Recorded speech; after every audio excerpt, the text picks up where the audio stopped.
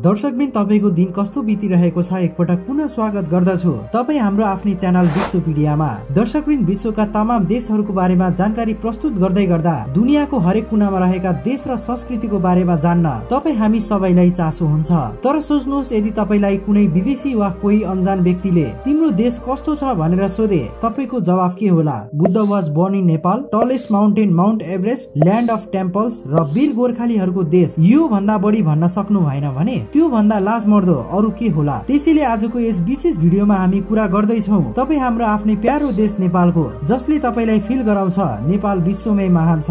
भिडियोमा अगाडि बढ्नु भन्दा पहिला यो भिडियोलाई लाइक गर्नुहोला र आफ्नो देशको बारेमा बनेको कन्टेन्टको लागि एक सब्स्क्राइब पनि गर्नुहोला, जसले गर्दा यो भिडियो हरेक नेपालीको हातमा पुग्नेछ।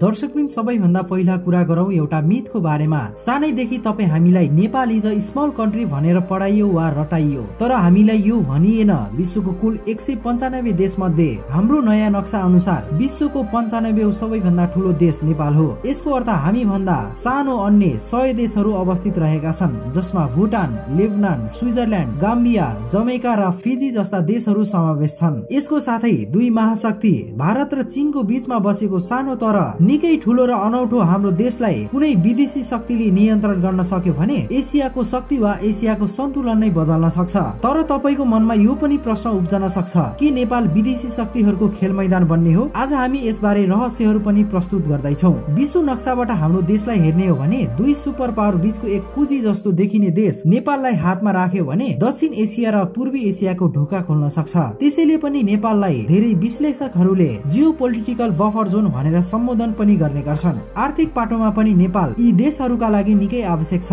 नेपालका नदी, जलविद्युत, हिमाल र व्यापारिक मार्गको कारण पनि निकै महत्वपूर्ण छ। नेपाललाई ट्रान्जिट हब बनाउन सके अरबौंको व्यापार यसै देशबाट हुन सक्छ, जुन विदेशी शक्तिले हाम्रो देशमा सम्भावना देखेका छन्। विश्वको महाशक्ति बन्ने रेसमा रहेका दुई छिमेकीलाई आफ्नो अर्थतन्त्र विस्तार गर्न पुँजी र इनर्जी दुवै चाहिन्छ, जुन हाम्रो नदी वा युरेनियम वा अन्य खानीहरूमा भेट्न सकिन्छ, जुन एसियाको इनर्जी हब पनि बन्न सक्छ। केवल भारत र चीन मात्र नभई अमेरिका, युरोप र अन्य छिमेकी राष्ट्रहरू पनि नेपालमा त्यस्तै आँखा गाडिरहेका छन्। एमसीसी र बीआरआई परियोजना जस्ता राजनीतिक खिचातानीको ताजा प्रमाण हुन्। यसकारण पनि विचार गर्न सकिन्छ नेपालमा पूर्वी र पश्चिमाहरूको प्रभाव निकै बढ्दैछ। यसको साथै हाम्रो सरकार पटक पटक अस्थिर हुनु पनि यही कारण हुन सक्छ, किनकि विदेशी शक्तिहरूले आफ्नो स्वार्थका लागि नेताहरूमाथि दबाब दिन, नीति परिवर्तन गर्न वा आफूलाई सजिलो हुने तरिकाबाट कानून बनाउन विभिन्न तरिकाबाट जुक्ति लगाउन सक्दछन्। एकछिन भारतको तर्फ एकछिन चीनको तर्फ यो दोहोरो खेल नै नेपालले लामो समयदेखि भोग्दै आएको छ। सैनिक दृष्टिले पनि महत्वपूर्ण भूभाग भएकाले असल कूटनीतिक बनाए पुल बन्न सक्छ। यदि गलत कदम चाले ठूला देशहरूको ब्याटल फिल्ड पनि बन्न सक्छ। हिमालको फेदमा बसेर तल्लो भूभाग हेर्ने कुरा सोच्नुस्, यो नै रणनीतिक हिसाब हुन सक्ने भएकाले युद्ध वा तनाव भएको अवस्थामा नेपाली भूमिबाट निगरानी चौकी वा सैन्य मार्ग बनाउन सक्ने खतरा पनि उत्तिकै छ।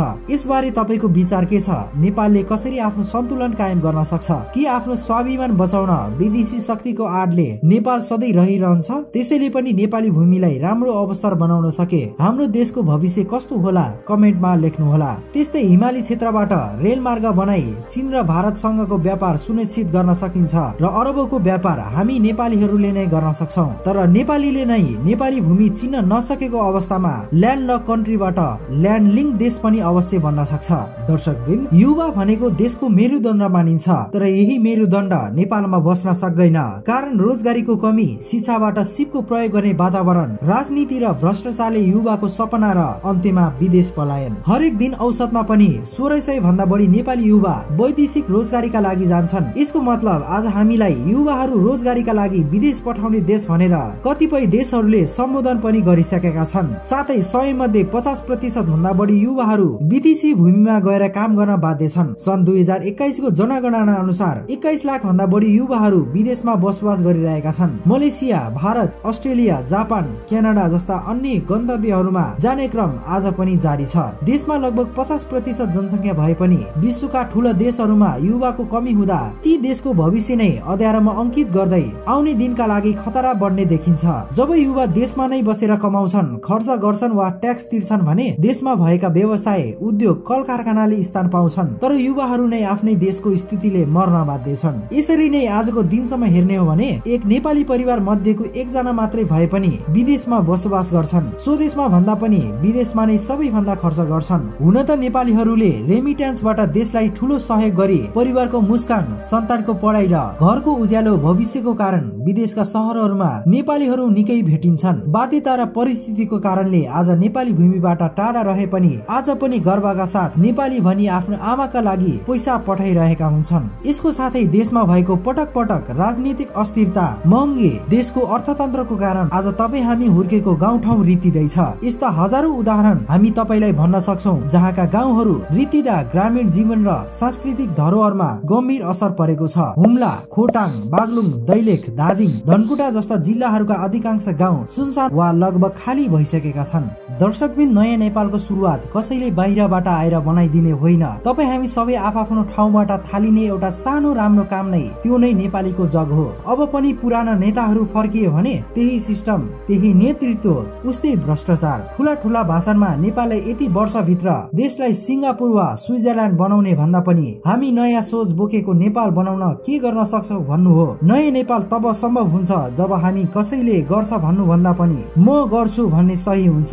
साथै नेपाली जनताले सबैभन्दा पहिला गर्नुपर्ने काम भनेको नेपालको सीमा, विश्व बजारसँग व्यापार र नेपालीहरूको स्वाभिमान हो। विशेषतः खुल्ला सीमाको फाइदा उठाउँदै अवैध आवत जावत, तस्करी र अपराधका घटनाहरू हाम्रो देशको माटो हुँदै घट्दै आएको छ। त्यसैले अब सुरक्षित सीमा नीति अपनाउन आवश्यक छ र सबै विदेशी नागरिकहरूको लागि भिसा अनिवार्य व्यवस्था लागू गरिनुपर्छ, चाहे त्यो भारतका नागरिक नै किन नहोस्। सीमामा डिजिटल स्क्यानिङ र प्रविधिमूलक निगरानी प्रणाली ल्याउनु पर्छ, जसकारण देशको सुरक्षाका लागि मात्र होइन राजस्व र जनसंख्या व्यवस्थापनमा पनि ठूलो सहयोग पुर्याउन सक्छ। यसो साथै नेपाल र भारतको व्यापारिक सम्बन्ध ऐतिहासिक हुनका साथै गहिरो भए पनि यथार्थ के हो भने नेपाल भारतबाट धेरै आयात गर्छ र कम निर्यात गर्छ।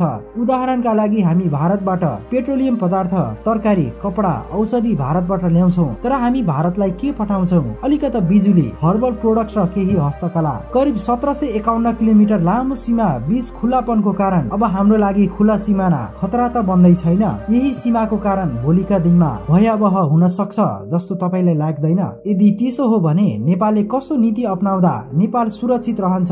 कृपया कमेन्टमा लेख्नुहोला। दर्शकवृन्द, हाम्रो देशलाई कृषि प्रधान देश भनिन्छ, तर साँचो कुरा के हो भने यहाँको किसानले अझै पनि गरिबी, अन्याय र व्यवस्थामा बाँच्न बाध्य छन्। जनसंख्याको 60% भन्दा बढी कृषि क्षेत्रमा निर्भर भए पनि किसानको वार्षिक आमदानी अझै पनि न्यूनतम जीवन स्तर भन्दा तल छ। कारण उत्पादनको उचित मूल्य नपाउनु। नेपाली बजारमा बिचौलिया र दलालहरूले मूल्य नियन्त्रण गर्छन्, किसानको उत्पादन सस्तोमा किनिदिन्छन्, उपभोक्तासम्म पुग्दा 3-4 गुणा भन्दा महँगो हुन्छ। त्यस्तै हाम्रा किसानले एकैपटक आफ्नो उत्पादन बेच्नुपर्छ, नत्र बाली कुहिन्छ वा फ्याक्नुपर्छ।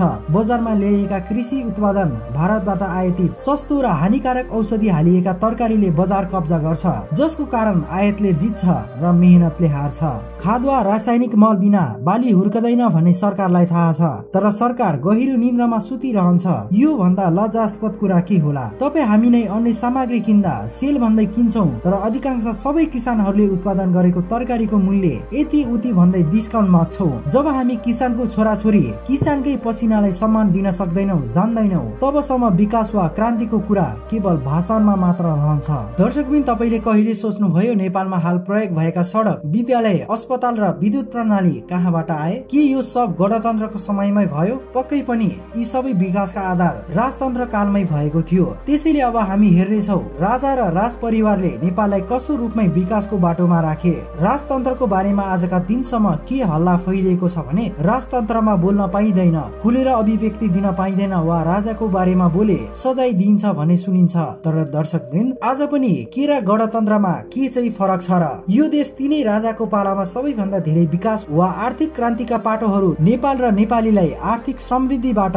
साँच्चै प्रगतिशील राष्ट्र बनाउन राजतन्त्रको पालादेखि नै डिजाइन भएको थियो। साथै राजतन्त्रको समयमा बनेको अर्थात् राजा त्रिभुवन, महेन्द्र, वीरेन्द्र र ज्ञानेन्द्रको शासनकालमा नेपालमा धेरै महत्वपूर्ण विकासका कामहरू भएका छन्, जुन अहिले गणतन्त्रको मेरुदण्ड बनेको छ। त्यसो त इतिहासमा पहिलो पटक नेपालमा सडकको जग पूर्व पश्चिम राजमार्ग राजतन्त्र कालमै तयार भयो। त्रिभुवन विश्वविद्यालयबाट शिक्षा प्रणालीको सुरुवात, स्वास्थ्य स्वास्थ्य क्षेत्रको विस्तारमा त्रिभुवन युनिभर्सिटी टिचिङ अस्पतालबाट जनताका लागि निशुल्क औषधि नीति सुरु गरिएको थियो। नेपालको पानी जनताको लगानी भन्ने अवधारणा त्यति बेलाका पहिलो हाइड्रो पावर प्रोजेक्टहरू राजतन्त्र कालमै बने। त्यस्तै देशलाई बिस्तारै संसारसँग जोड्न त्रिभुवन अन्तर्राष्ट्रिय विमानस्थल बनाइयो। काठमाडौँ, पोखरा, विराटनगर, जनकपुर र धरान जस्ता शहरहरूको शहरी योजना त्यति बेलै सुरु भयो। यसबाहेक यस्ता हजारौं विकासका उदाहरणहरू हामी तपाईलाई भन्न सक्छौं जुन अहिले पनि गणतन्त्रमा प्रयोगमा छन्। तर गणतन्त्र आएपछि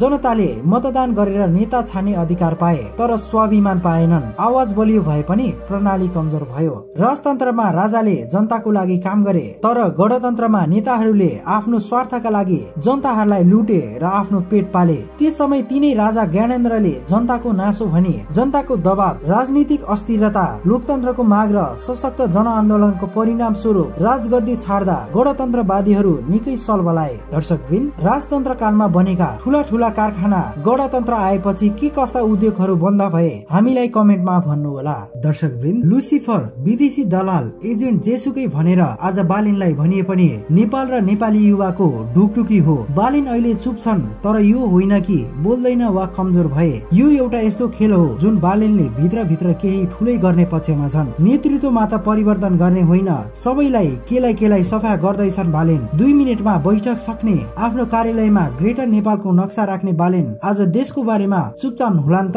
पक्कै छैनन्। गहिरो सोचमा छन्। कसरी नेपालीलाई एकजुट गर्ने, कसरी आम मानिसको आँखा खोल्ने, कसरी पुरानो सोचलाई भङ्ग गर्ने। तर यदि बालिनले पुरानो नेतृत्व जस्तै घात गरे भने बालिनलाई जसले जन्मायो सबैलाई समेटी नेपाली जनताले राम्रोसँग चिरफार गर्नेछन्। हो, देश र सरकार बदलिनु अघि हामी जनताको सोच बदलिनु पर्छ।